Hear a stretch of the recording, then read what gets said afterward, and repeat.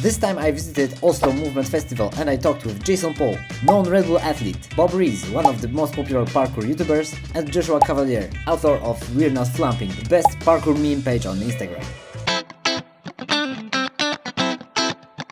What's unique about parkour community?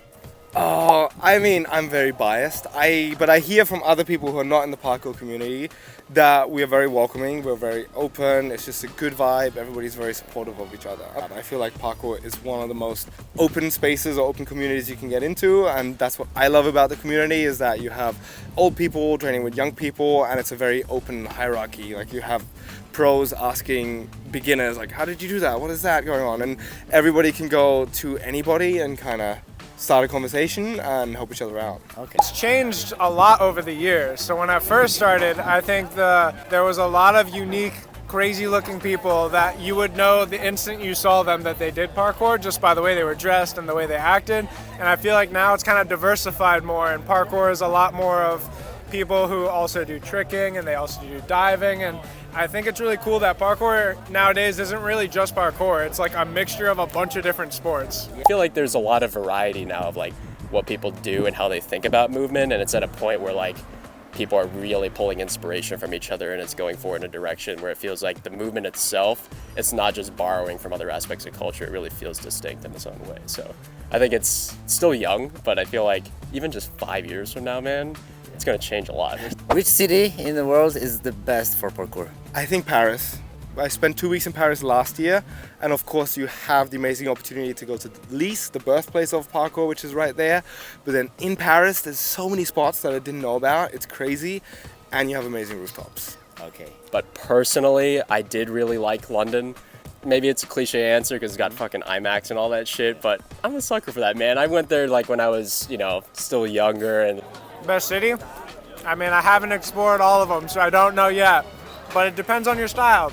And that's another really cool thing about parkour is depending where you grow up and what city you have near you, that kind of shapes what style you're going to end up having. So like, for me personally, I grew up training in a gymnastics gym doing parkour, and therefore I do more flips. But a lot of people that just train outside in like the UK and whatnot, they do a lot more vaults and jumps and stuff like that because they don't have as many other things like I had. So it kind of develops you. So I don't know if there's a best spot in the world. I think the best spot is going to as many spots as possible. How much time does it take to edit YouTube video for you? I think a like chill vlog I can probably do in like 4 to 6 hours. Proper video will probably take 30 to 50 hours of edit. Who was your biggest inspiration when you started?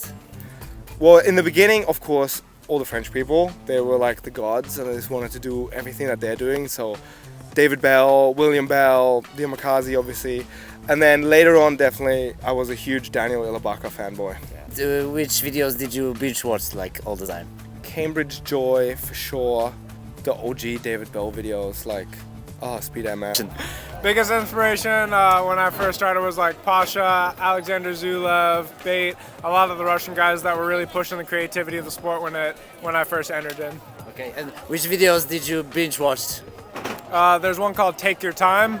It's one with all those guys I just listed essentially, and I've watched that one so many times. How much training, like strength and conditioning, do you do? I go through phases, so usually I do a bit more in winter, but I do have to do regular maintenance training where it's more about addressing my disbalances. Again, I go through phases, but I usually have a good reading of my body. If I don't do it for 2 or 3 months, I start feeling it, and then I'm like, okay, now I need to really focus on it again. And then strength training, I also go through phases. I feel like I have an intuitive connection with my body now where I can feel like, okay, right now, strength is what's missing.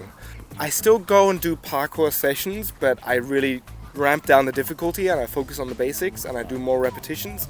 So I then change my parkour training so it becomes more of a strength training. I don't do any weightlifting or any strength training. The only thing I do is any type of workout that helps prevent injury. So I do a lot of like banded exercises and like body weight stuff just to prevent injury, but I don't do it to get stronger because I don't enjoy it. Okay. People probably should. I just don't personally enjoy it. Have you ever been to Poland to do parkour? Sadly, I've never been to Poland to do parkour. I've only been once to do a Wim Hof workshop. Do you know some freerunners from Poland? Well, I know Christian Kowalewski, of course, and Kamil Tobias, who are both incredible. Any plans for We Are Not Flumping, like only memes, or you want to evolve somehow, change format? I want to start doing merch, I think. I get a lot of questions about that. Nice. I'm not really sure how to go about that, so I don't know if you know anyone that's like down to partner to do something like that. I definitely want to do that. I also definitely wanted to start making, there was a period where I made like, I guess, parkour video essays that were like kind of like a mix of analysis and tutorials.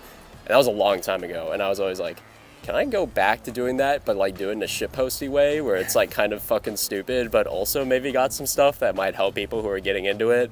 Yeah. So I don't know, maybe content like that. We've seen you doing backflip on a lot of vehicles. Do you plan to do a backflip on this vehicle? 100%, that's the goal. I need like a few more weeks of recovery so the ankle doesn't hurt when I do it, but I'm gonna backflip this. I'm a little afraid it's gonna break and fall apart, but I'm at least gonna try. Thank you for watching, leave a comment and remember to subscribe.